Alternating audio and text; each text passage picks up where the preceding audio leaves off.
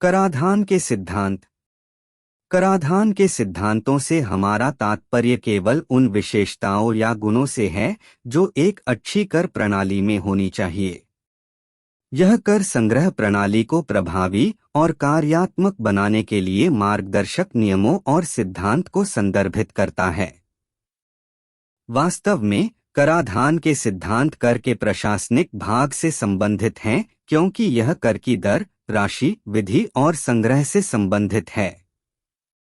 कराधान के सिद्धांतों को मोटे तौर पर दो प्रमुखों में वर्गीकृत किया गया है।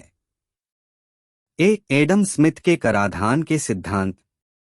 बी कराधान के अतिरिक्त सिद्धांत। एडम स्मिथ के कराधान के सिद्धांत। उनकी प्रसिद्ध पुस्तक वेल्थ ऑफ नेशन में एडम स्मिथ ने कराधान के 4 सिद्धांत प्रस्तुत किए, जिन्हें आमतौर पर कराधान के मुख्य सिद्धांत के रूप में भी जाना जाता है। वे इस प्रकार हैं। 1. समानता या समता का सिद्धांत। समानता से तात्पर्य त्याग की समानता से है।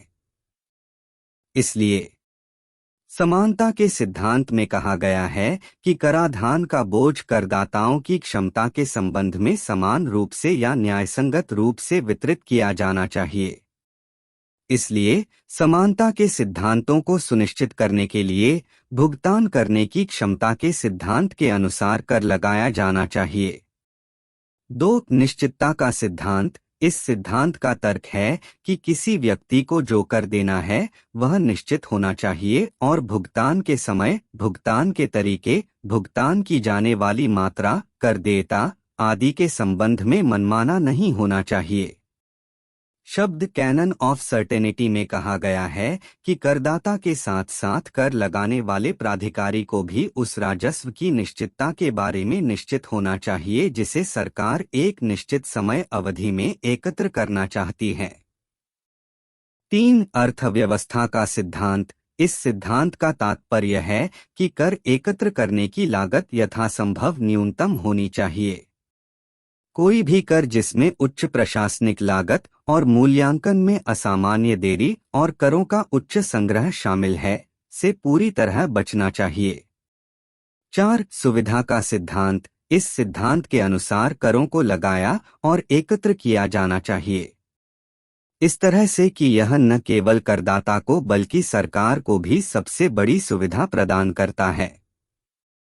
उदाहरण के लिए, कर का भुगतान तब सुविधाजनक होता है जब इसे वेतनभोगी वर्ग से स्रोत पर ही काट लिया जाता है। बी. कराधान के अतिरिक्त सिद्धांत। सार्वजनिक वित्त पर कुछ आधुनिक लेखकों जैसे चार्ल्स फ्रांसिस बास्टेबल, आयरिश शास्त्रीय अर्थशास्त्री 1855 से 1945 ने कराधान के अतिरिक्त सिद्धांत प्रदान किए जो इस प्रकार हैं। 1. उत्पादकता का सिद्धांत। किसी कर को तभी उत्पादक कहा जाता है जब वह उत्पादन के लिए प्रोत्साहन के रूप में कार्य करता है। तदनुसार इस सिद्धांत का तात्पर्य है कि कर से पर्याप्त राजस्व प्राप्त होना चाहिए और अर्थव्यवस्था में उत्पादन पर प्रतिकूल प्रभाव नहीं पड़ना चाहिए।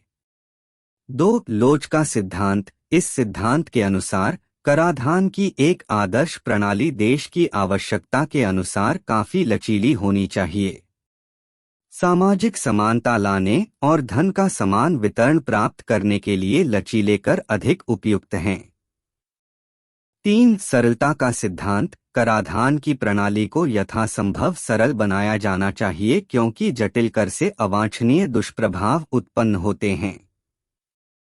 दूसरे शब्दों में, प्रत्येक कर लोगों के लिए सरल और समझने योग्य होना चाहिए ताकि करदाता बिना किसी कठिनाई के गणना करने में सक्षम हो सके। 4. विविधता का सिद्धांत। इस सिद्धांत का तात्पर्य यह है कि कराधान गतिशील होना चाहिए, जिसका अर्थ है कि एकल कर प्रणाली के बजाय विविध प्रकृति की बहुकर प्रणाली होनी चाहिए।